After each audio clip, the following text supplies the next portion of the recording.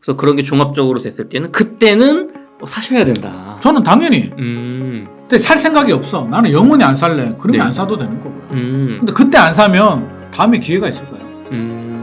물론 떨어질 공포가 있겠지만 그때 못 사신 분들은 저는 계속 못 사신다고 봐요. 소장님, 네. 둔촌주공 아파트가 네. 사실 분양가하고 옵션비를 합치면 거의 뭐 14억 5천, 뭐 15억에 달하는 비싼 가격입니다. 잠실 엘리트 바로 옆에 있는 네. 파크류 아파트가 최근에 16억 실거래가를 찍었는데요. 물론 그래요. 네, 최근의 분위기는 이제 조금 바닥 찍고 맞아요. 조금 올라간다. 음. 그런 분위기도 있지만 소장님 제가 조금 어려운 질문 하나 드려보겠습니다. 네.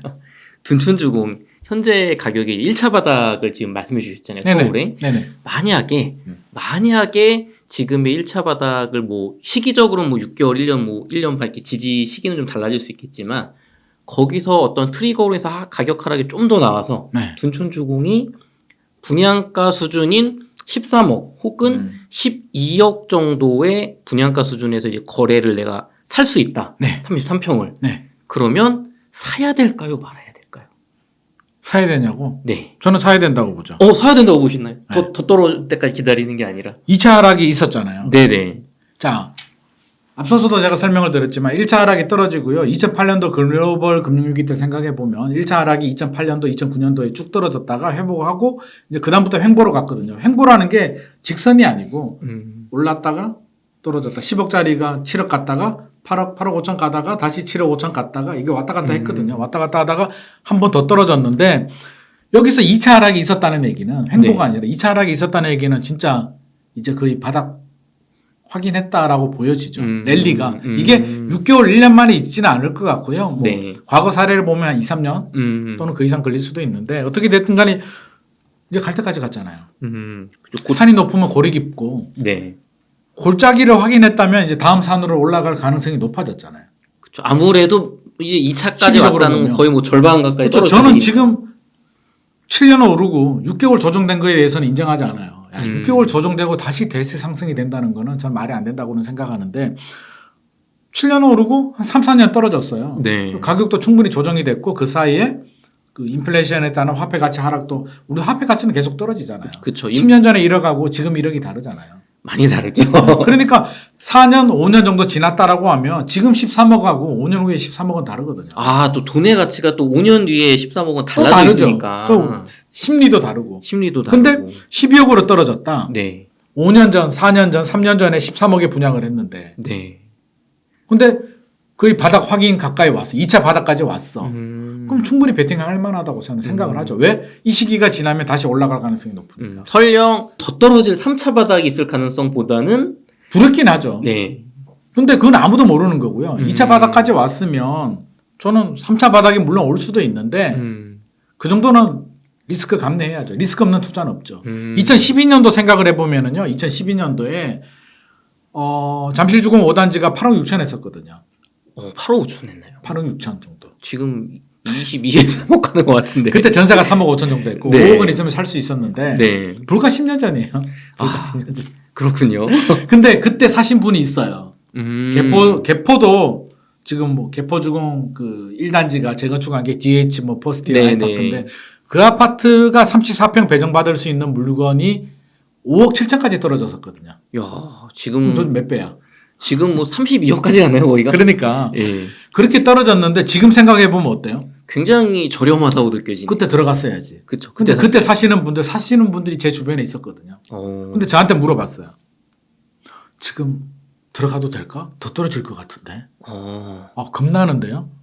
어떻게 해야 돼요? 지금 바닥 맞아요? 막 물어보는 거예요. 네네. 근데 제가 신도 아니고 바닥인지를 제가 감히 장담해서 말씀드릴 수는 없잖아요.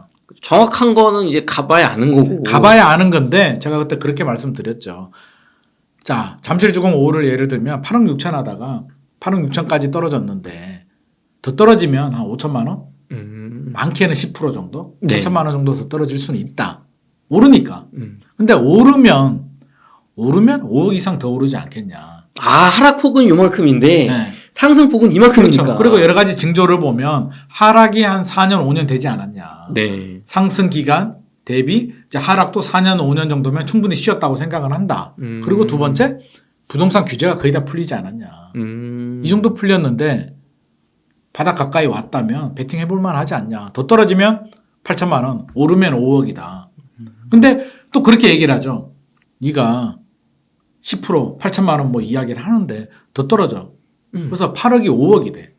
그렇죠. 더 떨어질 수 있죠. 8억이 5억이 돼. 네, 30% 그럼 너 떨어져. 책임질 수 있어? 그렇죠. 전세가 3억 5천인데 책임질 수 있냐라고 하면 책임은 못 지겠지만 영원히 회복을 못해. 이제 잠실이 5억이야. 영원히. 물론 그럴 리는 없겠지만 네. 영원히. 그렇다면 어떻게 할까? 최악의 경우. 네. 최악의 경우는 같이 망하는 거지 뭐. 그렇죠. 뭐. 나보다 돈 더 많은 친구도 다 물렸잖아요. 네. 그게 뭐 안 오르고 더 떨어졌다는 얘기는 강남의 다른 지역 아파트들도 다 폭락했다는 얘기잖아요. 그렇죠. 회복을 못하고 막. 그거는 방법이 없지. 전체 판이 기울어져 버리면. 대한민국이 끝났어. 그럼 은행에 돈 넣으면 안전할까요? 그 정도 상황이면. 내가 어떻게 개인이 어떻게 할 수 있는 수준이 넘어선 그렇죠. 거니까. 내가 할 수 있는 수준을 넘어버리게 되면 그것까지 가정해 버리면 답이 없다. 그리고 우리 상대적인 비교가 힘들잖아요. 네. 자, 내가 사는 아파트는 떨어졌어요. 내 친구가 사는 아파트는 올라. 배가 좀 아프죠. 좀 아픈 게 아니라 많이 아프지. 네. 그거는 잠이 안 오지. 네. 근데 같이 떨어져요. 어. 그 나보다 나는 이제 한 채 겨우 샀는데 집 세 채 가진 내 친구도 같이 떨어져가지고 나보다 더 망했어. 왠지 조금 위로가 좀 되는. 위로가 좀 되지. 네네. 그게 우리 상대적인 박탈감이 무서운 거거든요. 특히 우리나라에서는 그게 더 강하죠. 옛날에 무슨 외국에서 무슨 게임을 했다라고 하는데 심리 게임을 했는데 한국 사람들은요. 게임을 했을 때 어떨 때 우리가 쾌감, 희열을 느끼냐면 내 옆에 있는 친구보다 네. 내가 돈을 더 땄을 때 상대적인 비교를 많이 하는 거죠. 내가 많이 땄을 때가 아닌가요? 네. 근데 외국 사람들은 내가 땄을 때 내가 10,000원 땄을 때 행복을 더 많이 느꼈고요. 한국 사람은 내가 10,000원 땄는데 내 친구는 20,000원 따면 기분 나쁜 거지. 중요한 게 상대적 비교군요. 상대적인 비교가 우리는 왜 이게 경제가 폭발적으로 성장하면서 기회가 많았잖아요. 네. 아파트, 주식 여러 가지가 성장 과정을 많이 겪었던 그 신생 국가이기 때문에 상대적인 비교를 많이 하게 되죠. 그래서 같이 떨어지는 거는 두렵지 않아요. 근데 나 혼자 이제 벼락거지가 되고 나 혼자 네. 뒤떨어지는 건 두렵기 때문에 최악의 경우를 가정해서 내가 샀는데 영원히 떨어져. 대한민국이 답이 없어라고 하면 그거는 은행에 넣어도 답이 없고요. 주식시장은 무사할까요? 그쵸. 모두가 무너지는 거에 대해서는 그런 가정까지는 저는 답이 안 나온다. 그래서 적어도 1차 바닥 확인하고요. 조금 더 기다렸다가 2차 바닥을 확인하고 네. 그렇죠. 고점 대비 한 30에서 50% 정도 빠졌겠죠. 그렇게 되면 그쵸. 그 정도 빠지고 그 정도 상황이 되면 이제 정부도 가만히 있지 않죠. 지금 또 규제를 풀었지만 강남 3구, 용산구 남겨두고 풀었지만 그래도 남아있는 카드가 있잖아요. 강남 3구, 용산구 나중에는 풀 거고요. 더 떨어지면 토지거래가 당연히 풀 거고요. DSR 당연히 풀겠죠. 왜? 집값이 폭락하는데 우리나라 경제가 무사하겠냐고. 금융시장으로 불똥 튀잖아요. 그렇죠. 그렇게 떨어지면 우리나라 뭐 은행들, 1금융권들, 2금융권들 흔들리면 어떻게 할 거야? 대한민국 경제 자체가. 집값이 하락해서 국민들이 얻을 수 있는 편익보다 이 집값이 너무 폭락해서 어떤 은행권이나 기업들이 무너지는 그 불이익이 너무 크기 때문에 총체적 난국이죠. 어느 정도 그 정도까지 떨어졌다면 이제 좀 완화책이나 어떤 강력한 완화책이 나오죠. 강력한 지금은 그 정도까지는 아니죠. 지금 그 정도 아니죠. 규제적 풀는 거 정도만 했잖아요. 그렇죠. 규제하던 정부 입장에서는 집값이 오르면 네. 표심에 좀 영향을 받죠. 뭐 하냐. 집값 폭등했는데 이제 욕을 좀 많이 먹어. 그러니까 정치인들은 이제 대통령 네. 힘들죠. 힘든데 집값이 이제 서서히 안정되는 거는 좋아. 그러니까 지금이 딱 좋은 국토부 입장에서 보면 네. 제가 국토부 장관이면 지금이 딱 좋아요. 네. 폭락은 멈췄고 그렇죠. 살짝 금매물이 거래가 살짝 돼. 많이 오르지도 않아. 지금이 딱 좋은 분위기거든요. 국토부 입장에서는. 그렇죠. 간 보면서 그냥 이렇게 횡보가는. 그렇죠. 근데 이게 빠르게 떨어지게 되면 왜 규제를 풀었냐면 빠르게 떨어지게 되면 앞서서 말했듯이 금융시장 자체가 지금 건설회사들은 아마 줄도산 많이 나올 거거든요. 분양시장은 더 힘들기 때문에 건설회사들이 줄도산이 나오면 거기 돈 된 PF 대출을 일으킨 금융회사들. 그렇죠. 누구 돈으로? 우리 국민들 돈, 나라 돈으로 그 돈 다 날아가는 거잖아요. 흔들리고. 대한민국 국민의 자산이 70에서 80% 정도가 부동산이잖아요. 그렇죠. 부동산에 편중돼 있죠. 자, 대한민국 전 국민 자산의 80%가 침체가 되고 붕괴가 된다. 소비를 할 수 있을까요? 지금 대출 이자 갚기 바쁘고 요즘 집값 떨어져서 가슴 아픈데 그러니까. 뭘 이렇게 뭐 자동차를 바꾸고 뭐 그러겠습니까? 내 말이.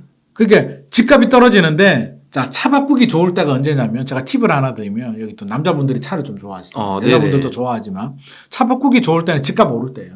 어. 결혼하신 분들 여보 차 한 대 바꿔볼까? 집값이 예를 들어서 10억 하던 게 15억까지 올랐어요. 한 2년 만에. 네. 기분이 좋을까요? 안 좋을까요? 아, 좋죠. 5개 올랐는데. 막 하늘을 나르는 것 같고 막 그쵸. 부자 15억이 내 통장에 들어온 것 같잖아요. 그쵸.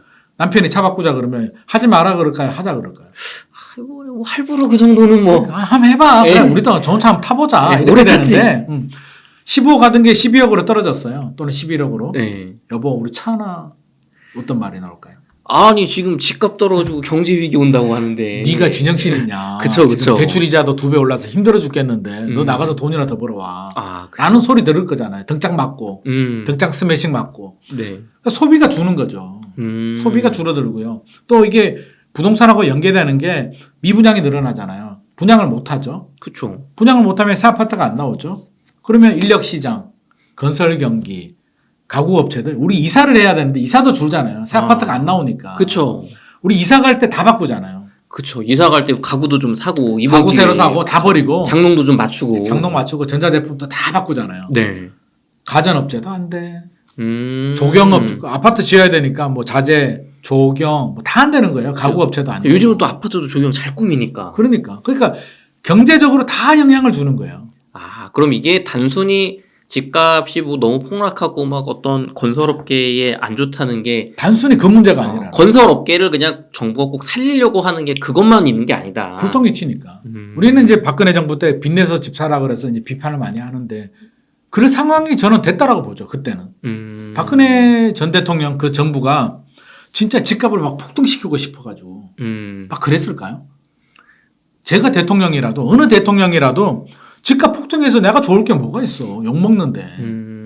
떨어지는 걸 막아야 되잖아요. 그래서 그쵸. 항상 연착륙 얘기하잖아요. 경착륙은 막겠다. 맞아요. 그런 얘기 많이 하시죠. 네. 근데 사실 연착륙도 쉽진 않아요. 우리 사람 심리가 돈 벌고 싶고 내릴 때는 또 두렵기 때문에 아예 안 해버리거든요. 극단적으로 움직이기 때문에 쉽지는 않은데 정부는 그래도 연착륙을 원하죠. 항상 안정. 그래서 집값이 오버슈팅 갑자기 많이 오르게 되면 규제를 하고요. 집값이 빠르게 떨어지면 또 규제를 푸는 그런 메커니즘이 될 수밖에 없어요. 그래서 맞물려 있기 때문에 부동산하고는. 그래서 어쩔 수가 없다. 그래서 더 떨어지면 반드시 더 강력한 규제들. 뭐 예를 들자면 양도세 특례, 5년간 양도세 면제 이런 거 나오겠죠. 네네. 박근혜는 2013년도에 사람들은요 강력한 것만 기억을 하거든요. 그죠. 우리는 뭐 이렇게 막 짜잘한 거는 잘 모르고 양도세 면제해줬대. 그렇죠. 그러면 자 부동산 정책도 박근혜가 다 풀었대. 박근혜 정부가 다 풀었대. 왜? 무서운 거 한 방씩 때려줬거든. 5년간 양도세 면제, 양도세 특례 나왔고요. 네. 취득세 영부인하 1%로. 그전만 하더라도 취득세가 1% 아니었어요. 6억 이하가 1%가 아니고 네. 원래는 4%잖아요. 근데 이제 한시적으로 2%까지 해줬다가 또 4% 했다가 왔다 갔다 했거든요. 파격적으로 영부인하 1%를 해줬단 말이에요. 대출도 당연히 풀어주고. 그러니까 그것만 기억에 남는 거야. 네. 사실은 MB 정부 5년 동안 계속 풀어줬어요. 투기과열지구 풀어주고 조정대상지역 풀어주고 뭐 그때는 조정대상 지역은 없었지만 네. 풀고 대출 규제 좀 풀었다가 살짝 묶었다가 풀었다가 이걸 계속 반복했는데 MB가 풀어준 거는 하나도 기억 안 하고 양도세도 풀어주고 다 했는데 박근혜 정부 때 그랬지 박근혜가 다 풀었지 라고 하는데 강력한 한 방을 때려줬기 때문이고요. 네. 집값이 2차 하락이 있으면 그때 나오는 게 이제 그런 게 나오겠죠. 그러면은 종합을 해보면 만약에 이제 뭐 2, 3년 뒤에 정말 2차 하락이 나온다면 그때는 떨어질 만큼 떨어진 것도 있고 국민들의 소득이 이제 인플레이션이나 경제 성장에 그동안 또 화폐 가치가 하락했기 때문에 지금의 13억과 그때의 13억은 또 다른 것도 있고. 그럼요. 네. 그리고 정책적으로도 그런 상황에서는 이제 강력한 부양책 혹은 그렇죠. 강력한 규제 완화책으로 이제 어느 정도는 좀 밸런스를 맞추려고 하고 심리적으로도 받아들일 준비가 되죠. 집주인들은 3년 정도, 4년 정도 침체가 되면 집어 던질 준비가 되고요. 투자자들도 이 정도면은 할만하지 않을까, 이 정도 떨어지면 되지 않을까라는 심리가 꿈틀꿈틀 움직이기 때문에 그런 이해관계가 맞아 떨어지는 거죠. 그래서 그런 게 종합적으로 됐을 때는 그때는 사셔야 된다. 저는 당연히. 근데 살 생각이 없어. 나는 영원히 안 살래. 그러면 네. 안 사도 되는 거고요. 근데 그때 안 사면 다음에 기회가 있을까요? 물론 떨어질 공포가 있겠지만 그때 못 사신 분들은 저는 계속 못 사신다고 봐요. 그래서 사실은 두렵죠. 그때 놓친 분들은 사실은 그때 놓친 분들이 많을 거예요. 무섭거든요. 그러면 그 다음에도 또 기회가 있긴 있어요. 그래서 바로 이렇게 수직 상승하지는 않거든요. 네. 2012년도가 바닥이었는데 2013년도도 사실 비실비실했어요. 조금 거래량이 늘어나는 수준이었거든요. 그래서 원래 정상대로 하면 약간 공격적인 성향이 있는 분들은 아까 2차 바닥일 때 들어가시는 게 맞고요. 조금 더 불안하신 분들은 이제 정부가 확실한 5년간 양도세 면제 이런 거 나올 때 들어가는 게 맞고 그 타이밍 놓친 분들이라도 1, 2년 정도 약간 오를 수는 있어요. 네. 그러면 20억 하던 게 예를 들어서 20억 하던 게 10억까지 빠졌어요. 예를 들어서. 그거 다 11억, 12억까지 올랐잖아요. 네. 그러면 대부분 사람들은 그렇게 생각해요. 10억 할 때 샀어야 되는데. 아, 그죠. 그 옛날에 샀어야 되는데. 네. 항상 그 얘기를 하는데 네. 자, 지나간 건 잊어버리고요. 20억 하던 게 10억 갔다가 12억 갔다. 근데 여러 가지 신호를 보면 1차 하락이 있었고 랠리를 하다가 2차 하락을 했고 정부가 풀어줄 규제를 다 풀어줬다. 라고 하면 이제 올라갈 일이 남았잖아요. 그죠. 그렇다면 12억 할 때도 들어가야 된다. 아, 그때 사도 늦지 않는다. 시기적으로 보면 2014년, 15년도. 사실 그때 샀어도 뭐 엄청나게 2021년까지 그걸 생각하면. 근데 2014년, 15년에 사신 분들도 고민 많이 했죠. 2012년도, 13년도에 샀어야 되는데 얘기를 하면서 샀어요. 에이, 조금 늦었다 나는.